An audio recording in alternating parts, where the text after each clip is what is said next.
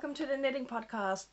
This week is going to be somewhat short and sweet because I haven't had much time for knitting. I've been redoing my studio and all that. There will be a video out on that on Monday. Well, it is the finished studio for now. Will be out on Monday. If you want to watch my speed cleaning video, that was out this Monday. No, this Tuesday, sorry. I was a bit late. I had some issues editing that video. Anyway, I'm redoing my studio and I haven't had as much knitting time as I usually have. But I did finish my palette cardigan this past week. It's kind of hard to show. I wasn't considering wearing it for this podcast, and I gotta tell you, I tried, but this thing is so warm and snuggly. It was too much. It was too warm to wear on the podcast, and we do have a cold day here, but it's, you know, I cannot wear this indoors today. It is finished. I have not blocked it though. Still need to do that, so it's kind of, it's sort of rolling a bit in the edges and so on, but yay.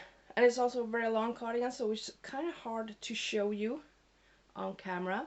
So I'm going to insert a picture here so you can see the whole thing. And this was a very, very lovely knit. I loved making it. It's very fluffy though, so you know, you need to be prepared for that. I had fluff in my nose constantly while knitting this, and probably will have wearing it for at least the first couple of times until all the loose fluff has gone away. Like I said, very much enjoyed knitting this project. It is a pattern by Sannes Garn. It is called the Palette Cardigan. I will link that below. Palettjakke in Norwegian. It's a Norwegian pattern. It is knit in Bursted Alpaca, so brushed alpaca by Sannes Yarns. And it's amazing. It's absolutely amazing. If you see the model here on the picture, she is wearing a larger or a more oversized version than the one I made. Now, I'm sort of a big lady, at least width-wise, so I could have made mine a size larger, but I am also hoping to, you know, shrink a little bit this year, so I went for the large, extra large size. And if you see, if you have a look at the thumbnail for this video, I think I will be, yeah, I will probably use a picture where I'm wearing this. You will see that it's more form-fitted for me, so it's not as oversized. So if you want it to be oversized as in the picture, you should probably go up a size when making this. It's a very straightforward knitting, and it's you knit it back and forth, but I cannot see any issues knitting it in the round if you prefer that.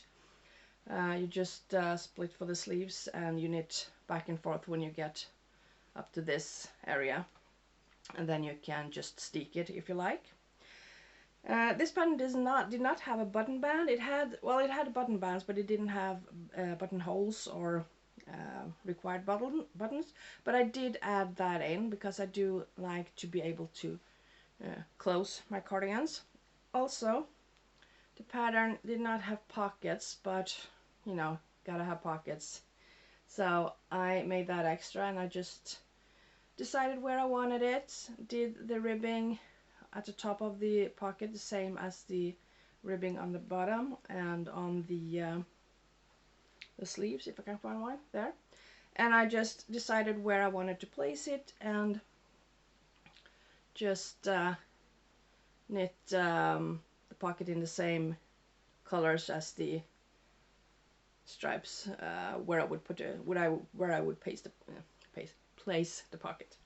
I have a pocket on each side, of course, because you gotta have pockets. So next up, I am going to see if I can find some buttons for this. This is a very, very light project, so I don't want heavy buttons, but I'm not sure. I don't think I have anything at home right now that would be a good fit. I'm probably going for the coconut buttons. I have a thing for the coconut buttons. I want coconut buttons on everything. So I will probably be shopping for that later on, but it's, you know, there's no stress. And I'm going to block this so that I can wear it. What else? Oh yeah, I did make one mistake, or actually, no, it's not really a mistake. I just, when doing the decreases for the neck, I actually forgot to do it until I got all the way up to where you split for sleeves. That's when I noticed it says in the pattern that you should start decreasing for the neck. You know, you want sort of a V-neck. So I think I started mine about this much later than I should have, but it's okay. It just means that I don't get quite as deep a V as it would have been. It's just a bit higher up, and it works just fine. Mine hits something like this, which I'm perfectly happy with, because I do enjoy, I do prefer a V-neck that isn't so deep, especially when it's a warm garment that you want to wear when it's cold outside. Well, I do always wear a shawl or something around my neck, but it's still, you know, you don't want that piece on your chest here that doesn't get covered by anything. So I do prefer a more shallow V. So it really didn't matter. It's quite possible actually that I would have chosen to do so had I noticed from the get-go that I was supposed to start decreasing for the V-neck earlier. I also lengthened mine. So this is longer than the original pattern, and this also has one more color than the original pattern does, because this color does not come originally. Now this, I got this yarn and the pattern as a Christmas gift from my sister. Bless her, love her to death. Amazing, amazing when it comes to picking out Christmas gifts. She just nails it every time. And she knew that I do enjoy my cardigans a bit longer.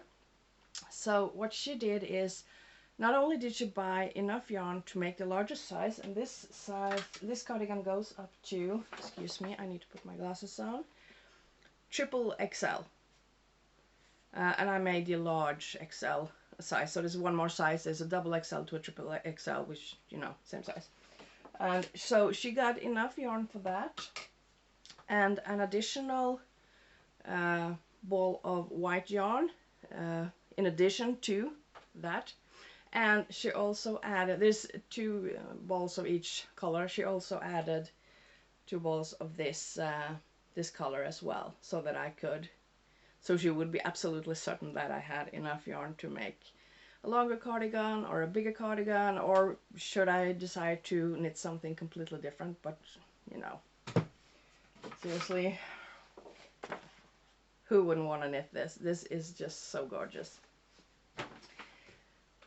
So, finally finished. I'm going to block it, and just, I don't really need to block, you know, like this part. It's more for the button bands that I need to straighten out. So it's, I may just actually soak just the button bands and get those done, because the rest of the cardigan doesn't really require much. I'm sorry, my nose is full of fluff just handling it. It's, the rest of the cardigan doesn't really need blocking in any way. Also, I can tell the light is kind of, I'm sorry about that. It's a setting I haven't quite found yet on my phone. I'm going to fix that as well. I should be able to do something about that. Apologies. I hope it's not too disturbing to watch. Anyway, here it is in all its glory.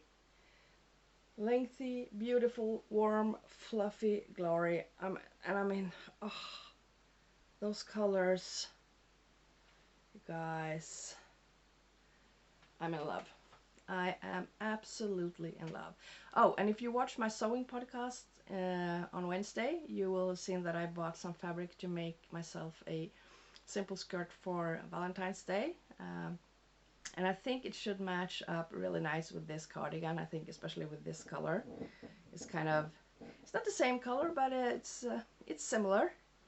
And it has the hearts on it. So have a peek at the sewing podcast if you want to see that. And I will probably be making a Valentine's Day special, and I'll probably be wearing both the cardigan and that skirt. Then, kind of thinking of it, I may have to open a window to wear this indoors because, like I said, this is really warm and nice and fluffy in every way. Now, what else to say? Oh, if you're sensitive to wool, this is probably not next to skin for you. I'm not too sensitive, but I can feel this is somewhat, you know, a bit prickly. And especially if you do, you know, you get warm and you get sweaty, that's when you really feel it.